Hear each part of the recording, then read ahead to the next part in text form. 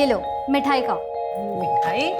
अरे मिठाई किस खुशी में? अरे वाह, अब खाओ तो। बता तो सही। तुम भी खाओ। पर खाओ ना। अरे अब तो बता। वो क्या है ना, मैं ब्याह कर रही हूँ। किससे?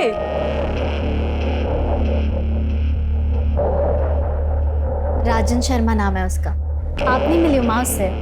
कुछ महीनों पहले मैं डांस इवेंट में मिली थी उससे। छोरी बुरा ना माने तो एक बात कहूँ, भले घर का लड़का थारे जैसी नाचने गाने वाली के साथ ब्याह क्यों करेगा?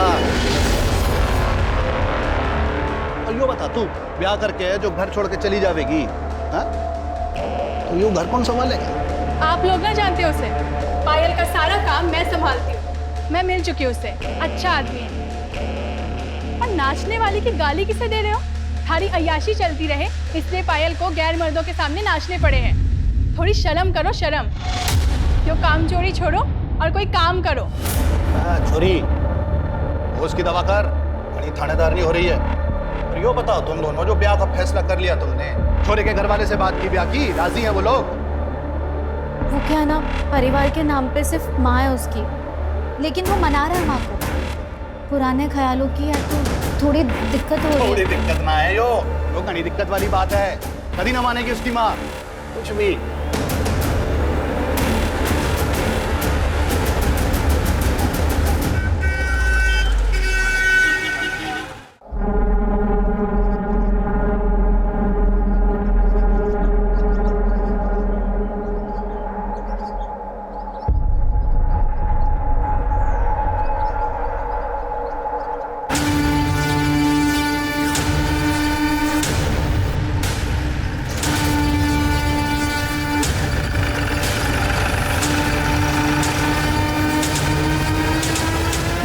ये यहाँ कचरा बीनने के लिए आया था। तब उसकी नज़र अचानक से इस पायल चौधरी की कटी हुई लाश पे गई और घबरा के इसने कंट्रोल रूम फोन करके बता दिया। लाश तो पायल चौधरी की ही है।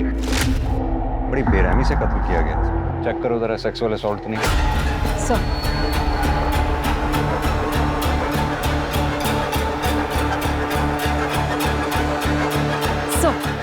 बॉडी के दोनों हिस्सों पर रेप या सेक्सुअल असॉल्ट जैसा कोई निशान नहीं। सर के पीछे जो घाव है उससे ये लग रहा है कि पत्थर या किसी भारी चीज से वार किया।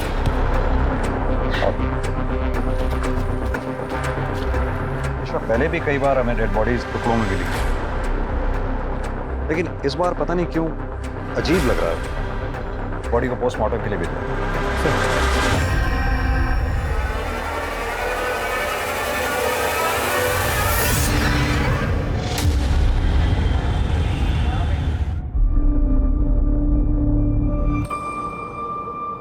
क्या हुआ?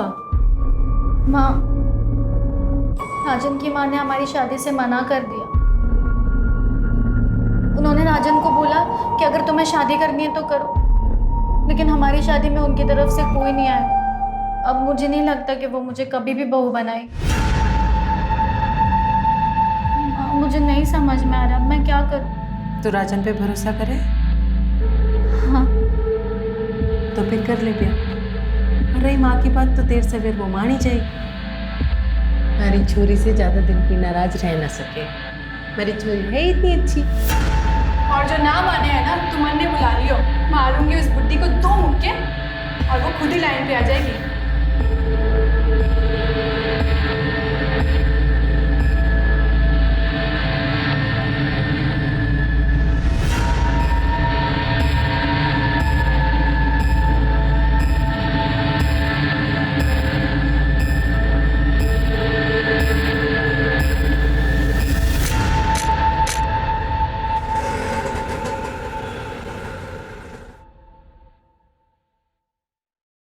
अरे आना, ले आया नचनिया को। खानदान की पूरी इज्जत मिट्टी में मिला दी तूने। आज अगर तेरे बापू होते ना तो पहले इससे गोली मारते, फिर तुझे भी मार देते। अंदर तो आंदे, दरवाजे पे ही शुरू हो गई। हाँ, यहाँ तक तो आई है, अंदर भी आई जाएगी वो। और आता जाता हमारी खिल्ली उड़ाएगा। देख छोरा, बाजार की हर एक चीज ना घर नहीं लाई जाती। हे राम जी, इस बुढ़ापे में काका दिखना पड़ेगा, पता नहीं है।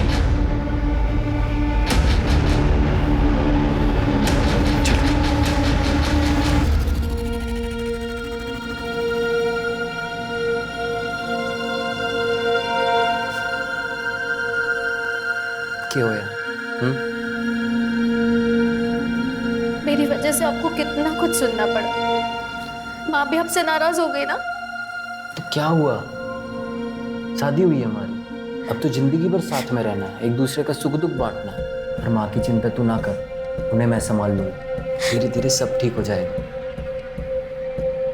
पर अभी ये आंसू आंसू पहुंच और थोड़ा शर्मा वर्मा ले, नई नवेली दुल्हन है, थोड़ा फील तो आना चाहिए ना।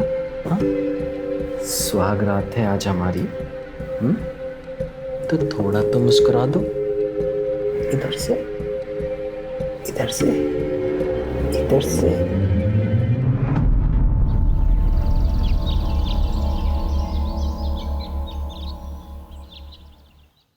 ये लीजिए आपका वॉलेट। पायल आज मंदिर में कीर्तन है, मोहल्ले की सारी औरतें आएंगी, माँ भी जाएंगी, तुम भी चले जाना, माँ को अच्छा लगेगा। लेकिन राजन मैं कैसे जा सकती हूँ? मेरा तो शाम को इवेंट है, मैं इवेंट नहीं कैंसिल कर सकती। इवेंट में जाना माँ को खुश रखने से ज़्यादा जरूरी है क्या? ये कैसी बात कर रहे हो तुम? तुम्हें तो शुरू से पता है ना कि मैं डांसर हूँ। तुम खुद मेरे डांस के फैन थे। सोचो अगर तुम्हारा डांस का प्रोग्राम होता और मैं कैंसिल करती तो तुम्हें कैसा लगता? पता था तुम डांसर, तब की बात और थी, तब हमारी शादी ना हुई थी। शादी और मेरे काम का क्या लेना देना है? मेरा काम है राजन। ठीक है, जो करना है कर। लेकिन मेरी बात तो सुनो।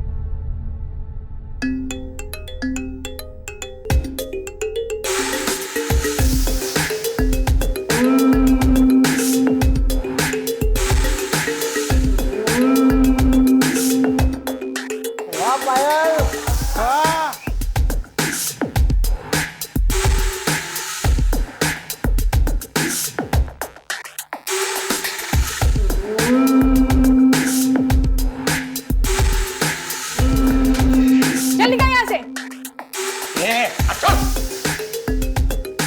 तो ठीक है ना? हाँ दीदी।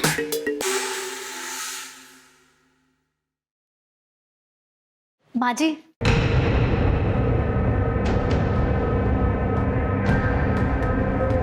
मैं ना आपके लिए मन से तोहफा लाई हूँ, आपको बहुत अच्छा लगेगा। मनने नहीं चाहिए, जो लेता होगा ना उसे जाकर दे। आप देखिए, आपको बहुत अच्छा लगेगा, सच में। एक बार देखिए। मैंने कहा ना मुझे नहीं चाहिए, तारी हराम की कमाई मनने नहीं चाहिए।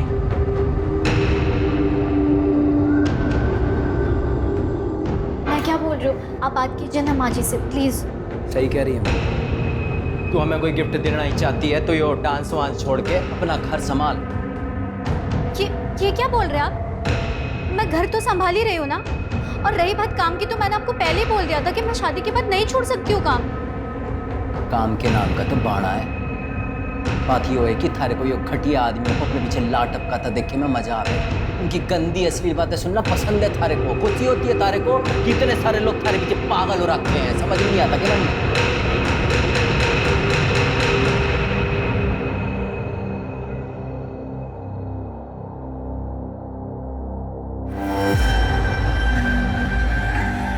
अच्छा हुआ जो ये अपने से गई। अब तू देख मैं तेरे लिए कैसे खानदानी और सुशील बहू लाती हूँ, पूरी बिरादरी देखती रह जाएगी। राजेश शर्मा से तलाक लेने के बाद पायल वापस अपने घर लौट गई थी, लेकिन सर पायल का बाप बसे सर पायल की शादी से खुश नहीं था। इनफैक्ट वो तो शादी में शरीक तक नहीं हुआ।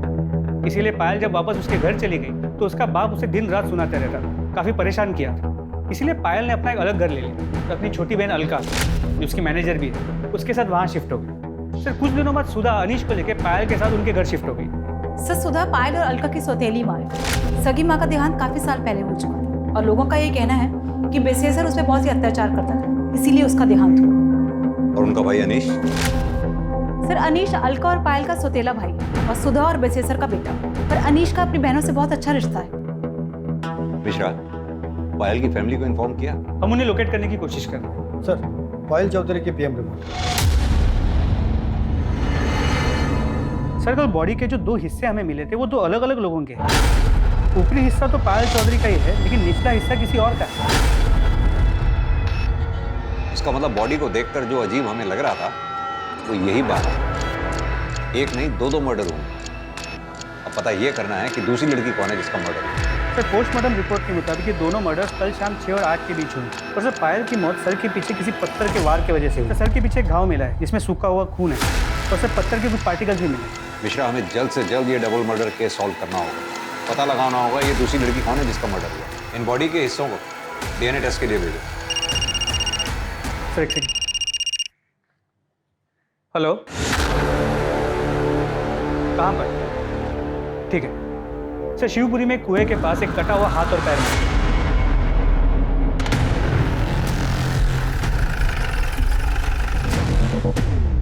हाथ पैर देख के तो यही लग रहा है ये किसी औरत के हैं। इन्हें पोस्टमार्टम के लिए भिजवाओ। आसपास अच्छी तरह से सर्च करो, शायद फेंकने वाले का कुछ बात हो। जमीन, तुम इस पार्ट को चेक करो। ठीक है, मुझे एड्रेस मैसेज कर दो। सर पायल चौधरी का एड्रेस मिल गया।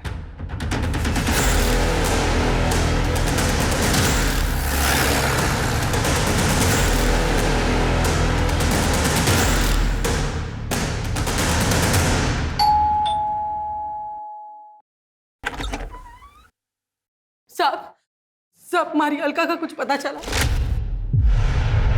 बताया कहाँ थी वो 2 दिन से? क्या अलका लापता है? हाँ साहब, 7 तारीख की दोपहर को गाड़ी लेके निकली थी, बता के भी ना गई कहाँ जा रही है। और उसके पीछे मैं मंदिर चली गई, 2 घंटे बाद आई तो अपनी ट्यूशन से आ गया था, पर अलका ना आई थी। तो हमने घड़ी देर तक उसकी राह देखी, उसको फोन भी किया पर उसका फोन स्विच ऑफ आ रहा था। जब सवेरे तक ना आई तो घबराहट के मारे जनकपुरी थाने में जाके उसकी गुमशुदगी की रिपोर्ट लिखवाई। सब हम तो कल रात में गए थे ये पता करने के वो उसका कुछ पता चला, पर उसकी कोई खबर ना थी। साहब, अलका ठीक तो है ना? आप कौन? भाई से बच्चों का मामा। देखिए, हमें एक औरत की लाश मिली, एक्चुअली बहुत की नहीं, ये ना हो सके। वो अलका नहीं है माँ, दीदी ना हो सके।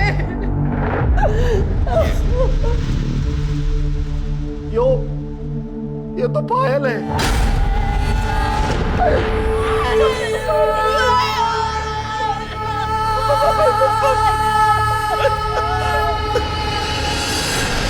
पायल की लाश यहाँ सहारनपुर में मिली। साहब ऐसा कैसे हो सकता है? वो तो मुजफ्फरनगर गई है, 7 तारीख को उसका प्रोग्राम था वहाँ। आज तो वो वापस आने वाली थी, हम उसकी राह देख रहे थे, पर वो हमेशा के लिए हमें छोड़कर चली गई।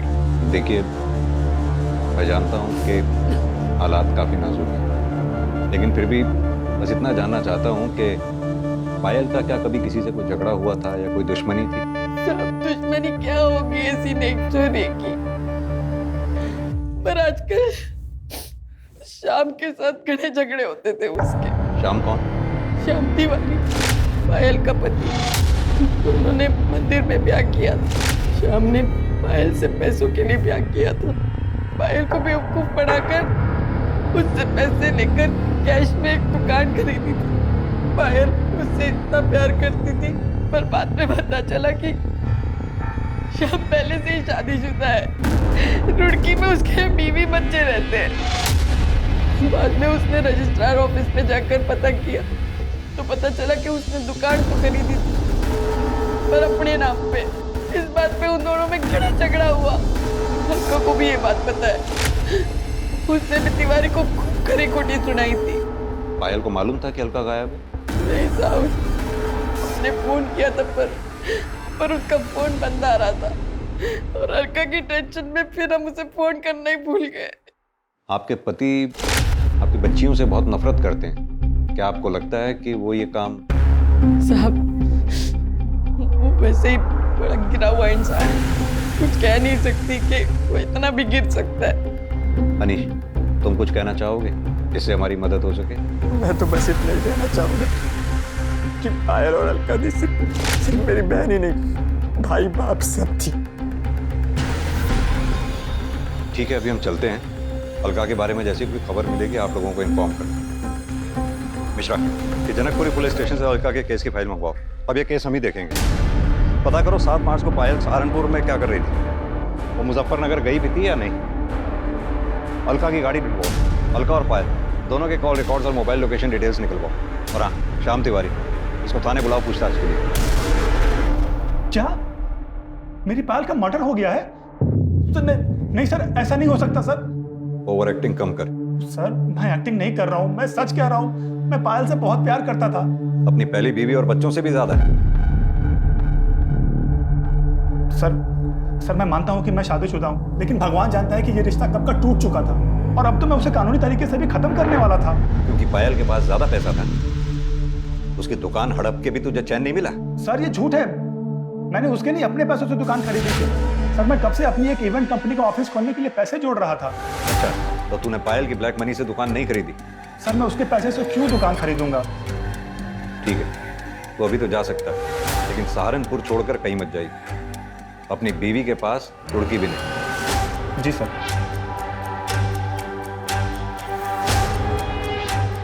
मिश्रा, पता करो ये श्याम तिवारी ने जो कहानी सुनाई है इसमें कितनी सच्चाई है। इसके call record, mobile location details सब निकलवाओ।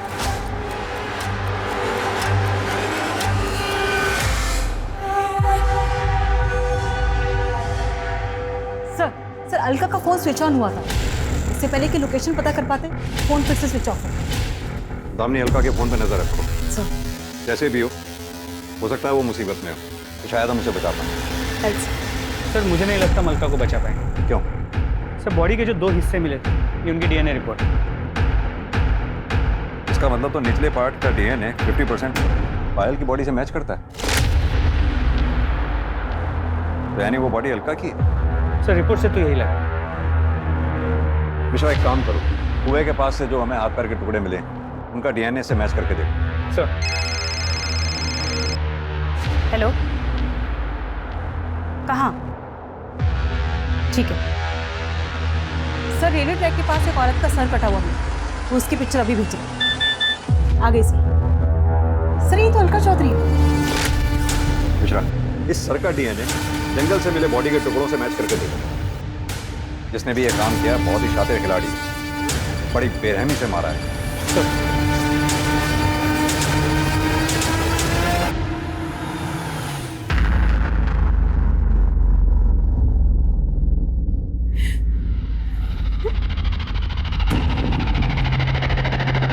आंटी जी,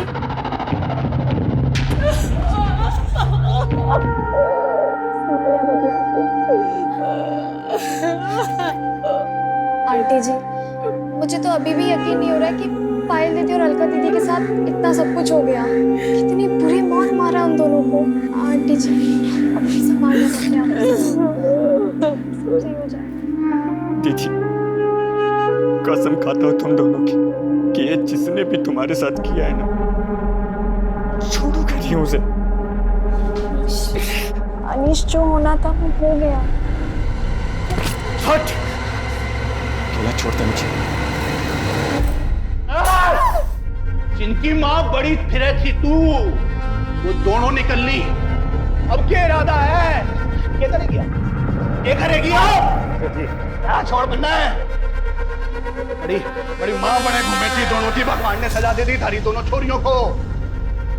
बाप ने अकेला छोड़ के आई थी मरने के लिए। और एक बात बोलूं, और तू कम ही नहीं थोड़ी है। सचा जी, कम से कम माहौल का तो ध्यान रखिए। क्या माहौल का ध्यान रखूं मैं? रे बेटा, जैसी करनी वैसी भरनी। यो संस्कार है बेटे के। यो सिखाया है, यो सभ्यता दी है। सारी सभ्यता अरे तू बाप ना है, बाप के नाम पे शराब है शराब। अरे थारे बचपन में पूरा परिवार बर्बाद हो गया।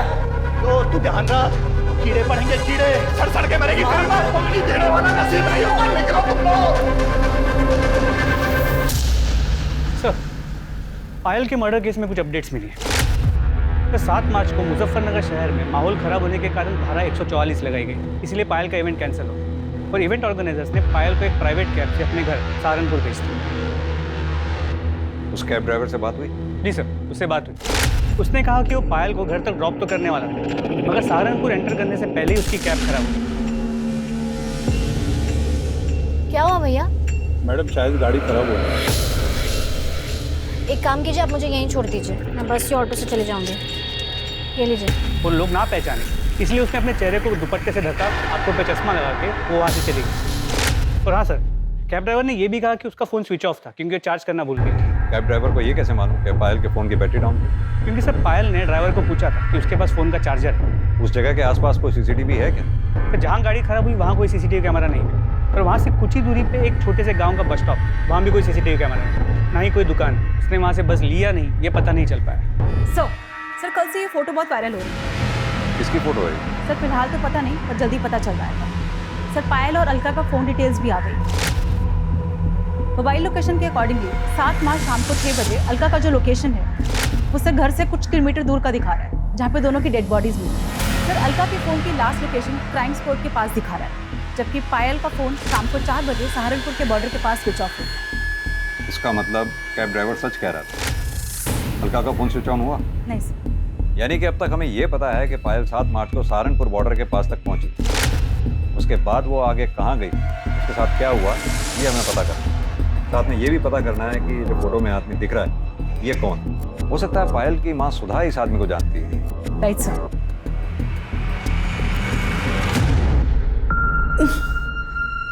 ये तो रतन सेठ है, मैं तो इसे घना भला आदमी समझती हूँ। पायल ने घना काम किया है इनके लिए, पर उसने कभी बताया ना कि ये इतना घिनौना काम भी कर सके। कहाँ मिलेगा ये रतन सेठ? मिलना तो अपने गुलमोहर सर्कल वाले ऑफिस में चाहिए, बैठते वहीं हैं।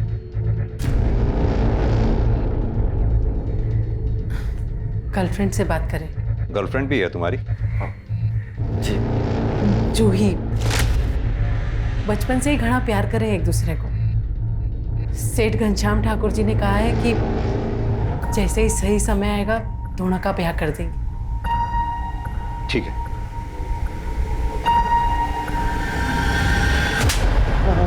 साहब मैं सच बोल रहा हूँ साहब, अरे जबरदस्ती तो क्या, मैंने पायल को हाथ तक नहीं लगाया साहब। अच्छा, ये फोटो क्या शौक के लिए खिंचवाए थे? साहब ये फोटो की तो मैं क्या बात करूं, इसने तो मेरी जिंदगी बर्बाद कर दी है। मतलब? मैंने पायल के साथ में बहुत काम किया है, उसके साथ सोने के सपने देखता था, लेकिन सब होश में कभी मुझे उसके पास जाने की हिम्मत ही नहीं हुई। वो किसी को अपने पास भटकने ही नहीं देती। एक दिन जैसे ही काम खत्म हुआ तो पेमेंट लेने मेरे कमरे में आई। आओ पायल आओ, बैठो। अरे भाई आज तो तूने कमाल ही कर दिया, लोग तुम्हारे दीवाने हो गए। मुझसे तेरा नंबर मांग रहे और मुंह मांगी कीमत देने के लिए भी तैयार है लोग। नहीं सेठ जी, मुझे एक्स्ट्रा पैसे नहीं चाहिए, बस मुझे मेरे काम के पैसे दे दीजिए। बस अभी लेके आया, तब तक तू बैठ, मैं तेरे लिए जूस लेके आया। बैठ।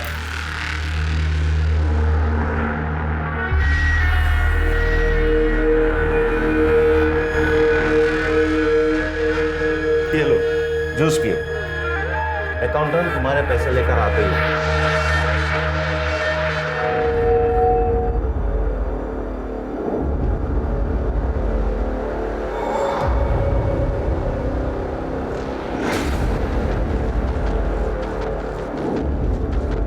पायल पायल पायल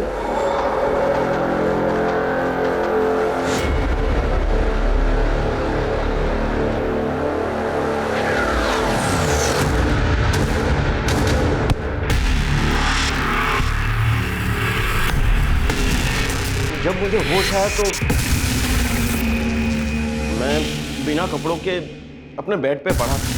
पायल आसपास कहीं नजर नहीं आ रही, तो मैं डर गया कि कहीं वो किसी को बता तो नहीं देगी, पुलिस में तो नहीं चली जाएगी। साहब फिर मैंने अपना फोन देखा तो देखा कि उसमें ये फोटो भी थी और एक मैसेज भी था कि 2 लाख रुपया दे दो वरना ये फोटो पुलिस के पास चली जाएगी। किसने भेजा था वो मैसेज और फोटो? साहब अलका ने,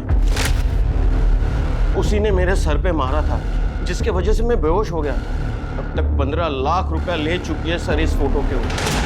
और पैसे ना देने पड़े इसलिए अलका को मार दिया। पायल के साथ सोने का ख्वाब पूरा नहीं हुआ, पायल को मार दिया। यही सच्चाई है ना? नहीं सर, मैंने ऐसा कुछ नहीं किया। मैं किसी को क्या मारूंगा, मैं तो एक शरीफ आदमी हूँ।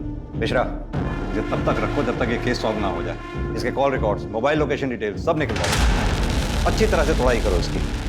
नहीं सर, अरे सर। सर, अलका की कार सहारनपुर के बाहर हरियाणा बॉर्डर के पास मिली, जहां उसे स्क्रैप करने के लिए छुपाया गया था। मतलब जिसका भी एक काम है, काफी शातिर है, नहीं चाहता था कि गाड़ी हमें मिले, गाड़ी फॉरेंसिक के लिए भेजी। जी सर। रतन सेठ के स्टेटमेंट को क्रॉस वेरीफाई किया? जी सर। जैसे उसने बयान दिया था 6 से 8 मार्च के बीच वो दिल्ली में कॉन्फ्रेंस के लिए गया हुआ था। उस दौरान उसकी मोबाइल की लोकेशन भी दिल्ली की है और कॉन्फ्रेंस में आए कुछ लोगों को मैंने ट्रैक किया, उनसे बात की, उन्होंने कंफर्म किया कि उस दौरान रतन कॉन्फ्रेंस में ही था। हो सकता है उसने ये काम सुपारी देकर करवाया हो। सर पॉसिबल तो है, लेकिन उसके कॉल रिकॉर्ड से ऐसी कोई बात सामने नहीं आई। सर शाम की बैंक डिटेल्स आ गई। सर उससे तो ये पता चला है कि दुकान खरीदने से पहले उसने बैंक से काफ़ी भारी रकम उधार ली थी सर इससे तो ये लग रहा है कि वो सच बोल रहा है। सर इसके अलावा और कोई इन्फॉर्मेशन नहीं मिली। मिश्रा, पायल के बाप बसी सर, इसके बारे में पता किया मर्डर के वक्त वो कहाँ था? जी सर, 7 मार्च को शाम से ही वो एक देसी ठेके में बैठे उधार की दारू पी रहा था। वहाँ काम करने वाले कुछ लोगों से मैंने बात की, वो वही था। और हाँ सर, पायल के पहले पति राजन के बारे में पता किया। राजन का और उसकी माँ का पायल और अलका से मार्केट में झगड़ा हुआ, जिस दौरान अलका ने राजन की माँ का सर फोड़ दिया और राजन ने उन्हें धमकी दी थी कि वो उन्हें देख लेगा। और राजन की मोबाइल की लोकेशन उस शाम उसी एरिया की है जहाँ हमें दोनों बॉडीज मिली थी। हो सकता है इस कांड को अंजाम राजन ने ही दिया हो।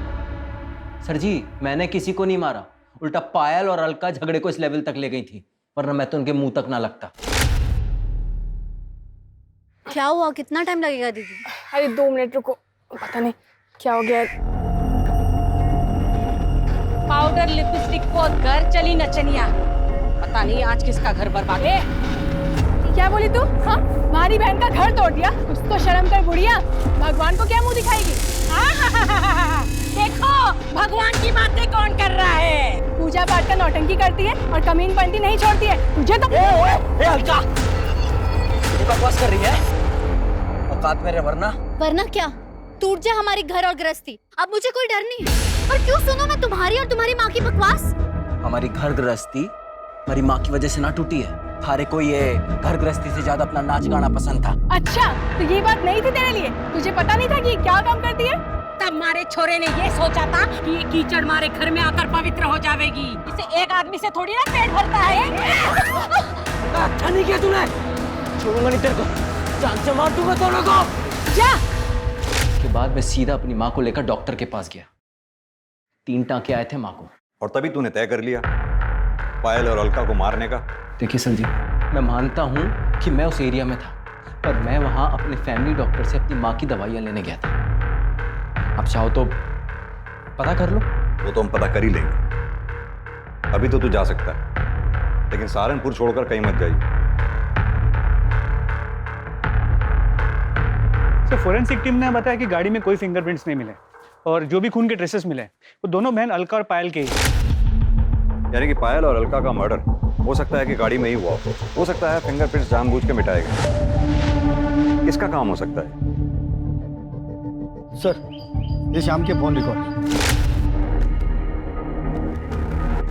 सर कॉल रिकॉर्ड्स के मुताबिक मर्डर के 2 दिन पहले इस शाम ने एक सुपारी के साथ गफूर को कांटेक्ट किया। पर सर ये लोकेशन डिटेल्स के मुताबिक जिस दिन दोनों बहनों का मर्डर हुआ, शाम का फोन रुड़की से सहारनपुर के बाहर आके रुका और फिर वहाँ से पायल की घर की तरफ मूव हुआ और फिर पायल के घर से वापस रुड़की की तरफ गया, मगर अलग रास्ते से। मिश्रा, ये पायल की गाड़ी भी तो सहारनपुर बॉर्डर के आसपास ही खराब हुई थी। जी सर।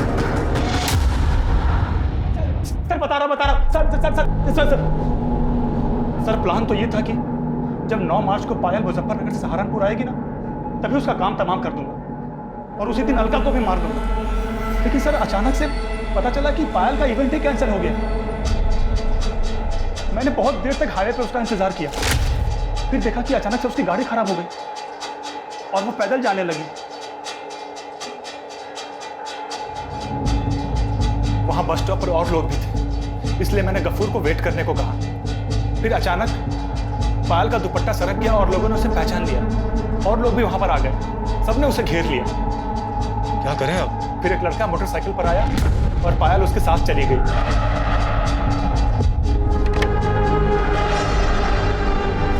लड़का कौन था जिसके साथ वो बाइक पे गई थी? सर वो हेलमेट पहन रखा था, उसकी शक्ल नहीं देख पाया मैं। बाइक का नंबर, बाइक का मॉडल, कलर कुछ तो नोटिस किया होगा। सर मैं तो उसको मारने के चक्कर में गया था, इतना ध्यान ही नहीं गया मेरा। कहानी सुना रहा है तू? सर मैं सच कह रहा हूँ, मैं उसके पीछे तक भी गया था, काफी देर तक उसका पीछा किया।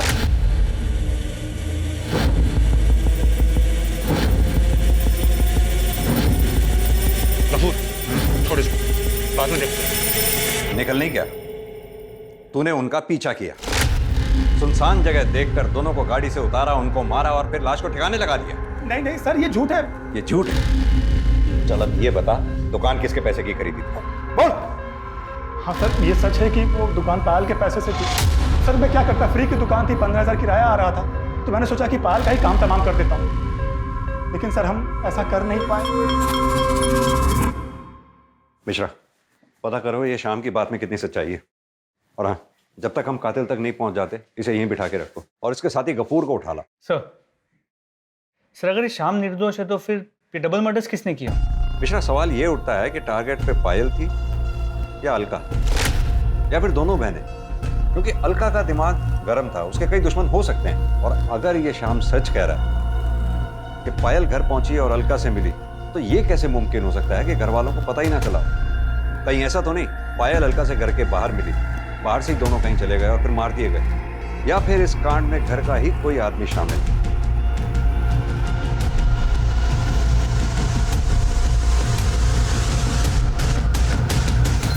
तो श्याम तिवारी सही कह रहा था, अलका के एक नहीं कई दुश्मन। पायल जहां भी परफॉर्म करती थी लोग उसे छेड़ते थे और अलका उनका मुंह तोड़ जवाब देती। वो ये नहीं देखती थी कि वो कौन है, कोई नेता है, नेता का भाई है या पैसे वाला आदमी, वो किसी से भी नहीं डरती थी। यानी कि एक कामचोर बाप ने अपनी अय्याशी के लिए अपनी दोनों बच्चियों का जीवन ही बर्बाद कर दिया। पता करो ये पायल के चाहने वालों की लिस्ट में क्या कोई ऐसा है जो इतने सालों तक अपनी खुंदक पाल के बैठा हो? सर। दामिनी, सर। राजन की स्टेटमेंट को क्रॉस वेरीफाई किया? Yes sir. सर वो सच बोल।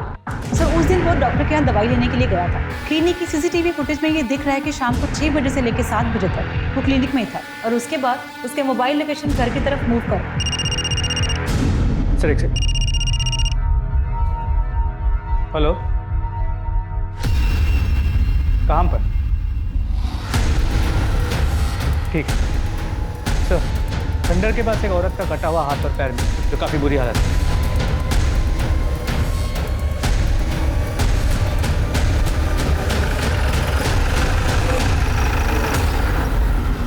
पायल की बॉडी का ऊपरी हिस्सा और अलका की बॉडी का निचला हिस्सा हमें यहाँ मिला। इसका मतलब दोनों बहनों को यहाँ गाड़ी से उतारा गया और मारा गया। जाहिर सी बात है ये स्पॉट उनके घर के रास्ते में ही पड़ता है। अब या तो कातिल उनका पहले से पीछा कर रहा था, जिसने यहाँ पहुंचकर गाड़ी को रुकवाया, दोनों बहनों को उतारा और कत्ल किया, या फिर वो कातिल बीच रास्ते में उन्हें मिला, जिसे उन दोनों बहनों ने अपनी गाड़ी में बिठाया। अब अगर गाड़ी में बिठाया है तो या तो कातिल उनका जानने वाला होगा, दोस्त होगा, या फिर परिवार का कोई सदस्य होगा, जिसने यहाँ पहुंचकर उन दोनों को गाड़ी से उतारा और कत्ल किया।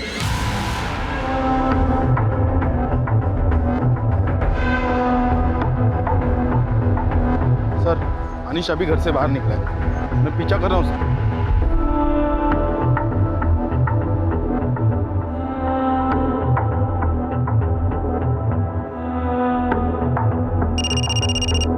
हाँ पांडे, वो जवाहर नगर के दूसरी नंबर गली के आखिरी मकान में घुसा है सर उस तरफ।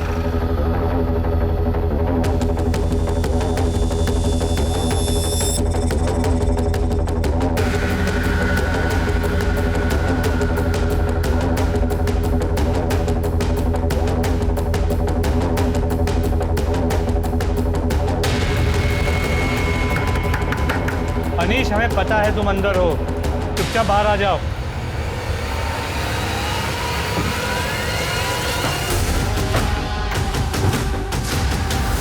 अंदर चेक करो।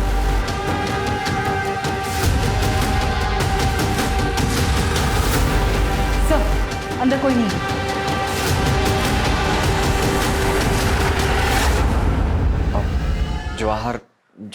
जवाहर नगर में गया था, पर हुआ क्या? क्यों गए? पढ़ाई करने गया था मैं, वो मेरा वहाँ दोस्त रहता है ना, तो आता जाता। तो एक बात बता, जब तू वहाँ से निकला हमें दिखाई क्यों नहीं दिया? मतलब तूने मुझे बताया क्यों नहीं तू वहाँ गया था? नहीं माँ, मैं तो आपको बताने ही वाला था, पर आप सोई हुई थी तो इसलिए मैं। दोस्त का नाम क्या? रवि चौरसिया। अचानक पूरा केस घूम गया। इन्वेस्टिगेशन के प्राइम सस्पेक्ट अनीश और उसका दोस्त रवि चौरसिया बन चुके थे। अनीश के कॉल डिटेल्स और मोबाइल लोकेशन से यह साफ हो गया कि अनीश अक्सर अपने दोस्त रवि चौरसिया के घर जाता था और दोनों रोज बात करते थे। लेकिन रवि की मोबाइल लोकेशन ने उसे बड़ा सस्पेक्ट बना दिया था। रवि के इर्द गिर्द सब कुछ संदिग्ध, जैसे कि उस शाम जब अनीश रवि के घर पहुंचा था तब रवि की मोबाइल लोकेशन के मुताबिक वो घर पर ही था। उसके बाद से रवि का मोबाइल फोन स्विच ऑफ आ रहा था और वो गायब था। इतना ही नहीं, उसका मोबाइल फोन उस बस स्टैंड पर भी मौजूद था जहां से पायल ने लिफ्ट ली थी। और बस स्टैंड पर लोगों के पहचाने जाने के बाद यह तय हो गया कि रवि ही वो लड़का था जिसने 7 मार्च की शाम को पायल को अपनी मोटरसाइकिल पर लिफ्ट दी थी और उसे घर छोड़ा था। वो रवि ही था जिसने 7 मार्च की शाम को अलका और पायल को जिंदा देखा था। इन सभी जानकारियों के बाद पुलिस को लगने लगा था कि पायल और अलका के कत्ल में अनीश और रवि का हाथ हो सकता है। इस केस को हल करने के लिए रवि अब एक अहम कड़ी था। पुलिस रवि के फोन पर नजरें गड़ाए हुए थी और जैसे ही फोन ऑन हुआ पुलिस ने बिना देरी किए रवि को उठा लिया। मैं और रवि, हम दोनों एक दूसरे से बहुत प्यार करते हैं। जूही से हमारा कोई वास्ता नहीं सर। सर मैं अनीश को पहली बार पायल दीदी और राजू की शादी में मिला था सर, और अनीश को देखते ही मुझे इससे प्यार हो गया था सर। सर मुझे लड़के पसंद है, ये मुझे तब पता चला जब मैं रवि से मिला। पर मुझे ये भी पता था सर कि कुछ भी हो जाए मेरी माँ जूही से शादी करा के रहेगी। रवि से झगड़ा होता था, माँ को लगता था कि मुझे जूही से झगड़ा हो, और माँ उसे मनाने को बोलती थी। और सर मुझे समझ में नहीं आता था कि मैं माँ को अपने रिश्ते के बारे में कैसे बताऊं। 7 मार्च को क्या हुआ था? पायल तुम्हें कहाँ मिली? सर मैं अपने एक रिश्तेदार को बस स्टॉप पर छोड़ने गया था, तो मैंने रास्ते में देखा कि कुछ लोगों ने पायल दीदी को घेरा हुआ है सर। तो मैंने दीदी को बोला कि आओ मैं आपको घर छोड़ देता हूँ, और मैंने अपनी बाइक पे उन्हें घर छोड़ दिया था सर। सर मेरे पास ना पायल दीदी का बैग रह गया था बाइक, मैंने सोचा मैं वापस कर देता। जैसे ही मैं उनके घर के पास पहुँचा तो मैंने देखा वो कार में कहीं बैठकर जा रही थी, और फिर मैंने उनका पीछा किया।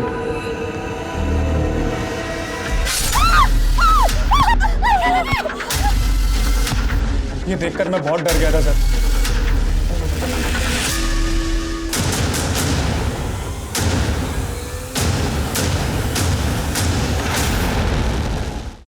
क्यों मारा उन दोनों को?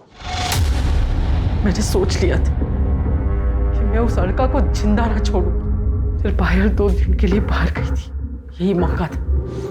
हमने सोचा कि बहाने से उसे मंदिर ले जाते हैं और वहीं मार देते हैं, पर फिर पायल वापस आ गई। अरे पायल, शुक्र है भगवान का तू आ गई। नहीं तो जान ही सूख गई थी जब ऑर्गेनाइजर ने बताया था कि तू काफी देर पहले निकल गई। अरे पायल, तू तो 9 तारीख को आने वाली थी, फिर? अरे माँ मैं बताना भूल गई, वो इसका प्रोग्राम कैंसिल हो गया। चल अब आई गई है तो हमारे साथ मंदिर चल, घर में अकेले क्या करेगी? अच्छा ठीक है, मैं बैग रख के आती हूँ। हाँ? तो मैंने और भाई ने तय किया कि हम उन दोनों को मार देते। पता नहीं फिर ऐसा मौका मिले ना मिले। जब गाड़ी सुनसान जगह पर पहुंची तो मैंने बहाना बनाया, मैं बस 2 मिनट। हाँ माँ।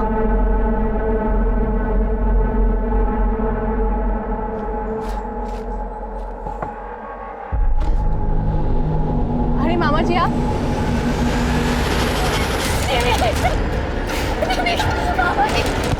इसका तो काम हो गया, अब उस रवि को ठिकाने लगाना पड़ेगा। जी पहले इनकी बॉडी को ठिकाने लगाते हैं। मैंने अलका की बात सुन ली थी, वो अनीश और रवि को भगाने की तैयारी कर रही थी जहाँ वो अपनी मर्जी से रह सके। जूही और अनीश के ब्याह के कितने सारे सपने देखे थे मैंने। वो अलका और एक छोरी की बुद्धि भ्रष्ट करने पर तुली हुई थी।